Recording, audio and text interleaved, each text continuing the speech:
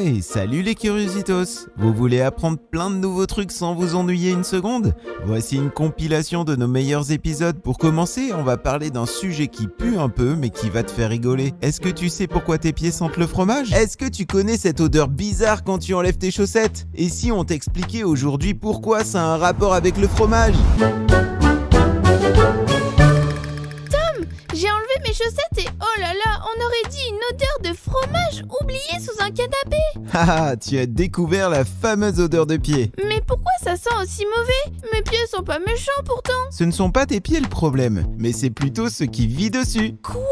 Il y a des trucs qui vivent sur mes pieds? Oui, des bactéries, des tout petits êtres invisibles. Ils sont sur notre peau tout le temps, même quand on est propre. Oh, mais il y a des mini-monstres qui me grignotent les orteils? Pas de panique les curiositos. Les bactéries recouvrent tout notre corps et c'est tout à fait normal. Et elles adorent les endroits chauds et humides, comme vos chaussettes, après une journée bien transpirante. Ah, donc mes chaussettes c'est un peu comme un paradis pour bactéries? Tu as tout compris Zoé. Et quand elles se régalent avec ta sueur, elles produisent des déchets, des gaz qui sentent mauvais. Tu veux dire que les bactéries pètent comme les humains? Haha, presque. Elles se nourrissent de notre sueur, puis rejettent des gaz odorants. Un peu comme nous après un bon cassoulet. Mais Tom, pourquoi mes pieds sentent le fromage? Je t'assure, mes pieds c'est du Munster puissance 1000. Ah, excellente question. En fait, ce type de bactéries se retrouve également dans certains fromages forts, comme le Munster ou le Maroilles par exemple.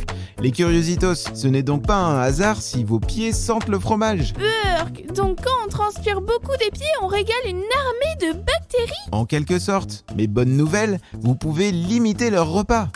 Avec une formule magique? Pas besoin, il suffit de bien se laver les pieds, de les sécher correctement et de changer souvent de chaussettes. Pensez également à aérer vos chaussures. Et ils pourront sentir à nouveau la rose? Disons qu'ils sentiront moins le fromage. Merci Tom, c'est trop cool de découvrir plein de choses avec toi et avec tous les curiositos. Et si toi aussi tu veux soutenir la chaîne et nous aider à fabriquer plein d'autres épisodes, tu peux le faire sur notre page Patreon. Va jeter un œil, le lien est juste en dessous dans la description. Et si tu as aimé cette histoire, même si elle sentait un peu le fromage, clique sur son écran pour en découvrir une nouvelle. À bientôt pour de nouvelles aventures.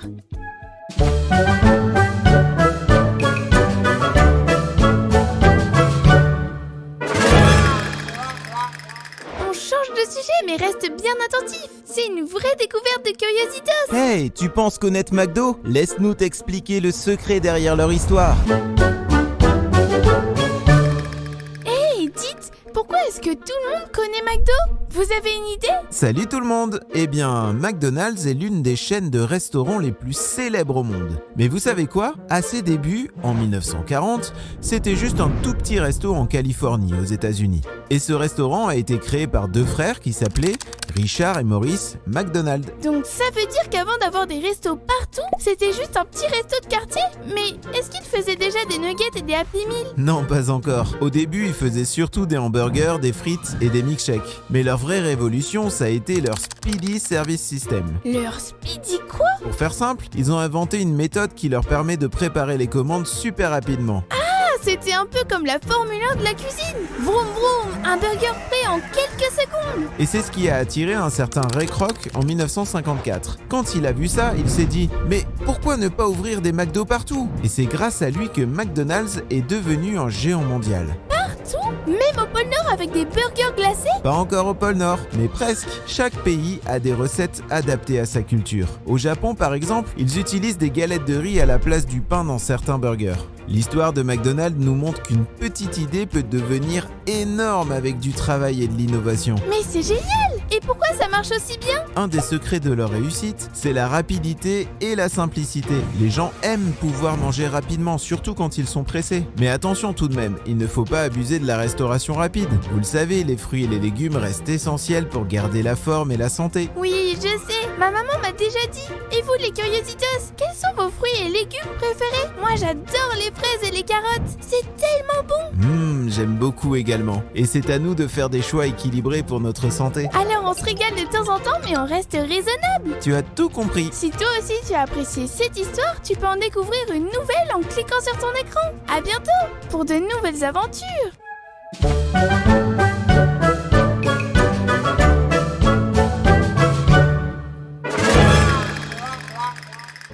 Reste avec nous car cet épisode va te donner des frissons. Est-ce que t'as déjà eu peur du noir? Est-ce que tu crois aux fantômes ou peut-être même aux extraterrestres? Allez, on embarque pour une aventure pleine de mystères. Et si finalement les aliens étaient bien plus crédibles que les fantômes? Tu vas comprendre pourquoi. Hey, salut Zoé! Salut Tom! Salut les Curiositos! Dis-moi Zoé, entre les fantômes et les extraterrestres, lequel a le plus de chances d'exister selon toi?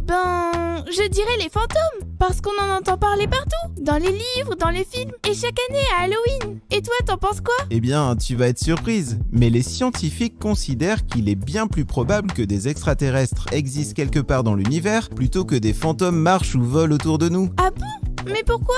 Parce qu'on n'a jamais vu de fantômes? Exactement. Oui, mais on n'a jamais vu d'extraterrestres non plus, il me semble. En effet, mais on sait que l'univers est immense. Des milliards de galaxies existent, avec chacune des milliards d'étoiles et probablement plein de planètes semblables à la Terre. Statistiquement, la vie ailleurs est bien possible, voire même probable. Ah, d'accord. Mais pourquoi ils croient moins en fantômes? Parce qu'à ce jour, aucune preuve scientifique solide n'a jamais été trouvée pour prouver qu'un esprit peut survivre après la mort et interagir avec le monde. Mais pourtant, il y a des gens qui racontent en avoir vu, pas vrai? Tu as raison, mais en science, les témoignages ne suffisent pas. D'ailleurs, on peut souvent expliquer ces témoignages par des illusions, des émotions fortes ou même des effets du cerveau. Mais du coup, croire aux fantômes, c'est forcément faux? Pas forcément Zoé, on ne sait pas tout tu sais, mais ce qu'on peut dire, c'est qu'on a plus de raisons logiques et scientifiques d'imaginer qu'il y ait de la vie ailleurs dans l'univers que de croire à des esprits qui flottent autour de nous. Waouh! Alors peut-être qu'un jour on rencontrera un extraterrestre comme Stitch, mais a priori on ne rencontrera jamais un fantôme comme Casper.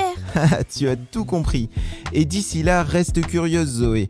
Et vous aussi les Curiositos, continuez à explorer les mystères du monde. Et si tu veux nous aider à fabriquer d'autres épisodes comme celui-ci, tu peux soutenir les Curiositos sur notre page Patreon. Le lien est dans la description. Et si toi aussi tu as apprécié cette histoire, tu peux en découvrir une nouvelle en cliquant sur ton écran. À bientôt pour de nouvelles aventures.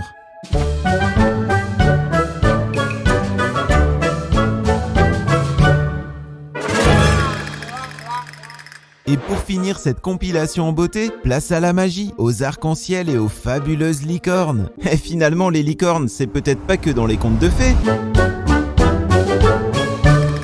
Salut tout le monde! J'ai une question super importante aujourd'hui. Les licornes, c'est vrai ou c'est juste une légende? Salut Zoé, salut les Curiositos. Ah, les fameuses licornes.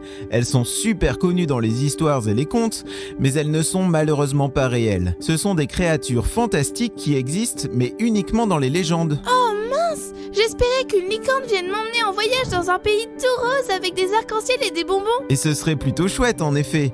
Les Curiositos, vous savez que depuis plus de 4000 ans, les licornes sont des symboles de pureté, de gentillesse et de magie dans beaucoup de cultures? C'est pour ça qu'on les voit souvent avec une corne brillante et des pouvoirs magiques, comme guérir les gens par exemple. Exactement. La corne est souvent un symbole de pouvoir magique. Dans certaines légendes, on dit que les licornes peuvent guérir les maladies ou purifier l'eau avec leurs cornes. Et elles sont aussi un symbole de paix. Oh, donc les licornes, c'est comme des super-héros de la nature. Elles peuvent rendre tout le monde heureux. C'est le message qu'elles transmettent en tout cas. Et vous savez, dans les contes anciens, la licorne est souvent associée à des forêts mystérieuses et à des aventures incroyables. C'est une créature super rare qui ne se laisse voir que par ceux qui ont le cœur pur et innocent. Ah, je suis sûre que si je croise une licorne, elle me dira « Viens Zoé, monte sur mon dos et découvrons ensemble un monde magique où tout est possible !» Et ce serait sûrement un incroyable voyage. Mais même si on ne peut pas rencontrer des licornes pour de vrai, leurs histoires nous rappellent que l'imagination et les rêves rendent souvent le monde plus beau. Alors on peut peut-être imaginer qu'elles existent. Et pourquoi pas rendre notre monde extraordinaire grâce à nos rêves? Bien dit Zoé, l'imaginaire est puissant et il peut nous emporter vers des aventures incroyables, comme celle des licornes par exemple. J'adore les licornes! Et vous les Curiositos, si vous pouviez avoir une vraie licorne, où iriez-vous avec elle? Dites-nous tout en commentaire! Oui, partagez-nous vos idées. L'imagination c'est comme un super pouvoir. Plus on l'utilise et plus elle devient puissante. Et si tu veux aller encore plus loin, rejoins-nous sur Patreon. Si toi aussi tu as aimé cette histoire, tu peux en découvrir une nouvelle en cliquant sur ton écran. À bientôt pour de nouvelles aventures magiques.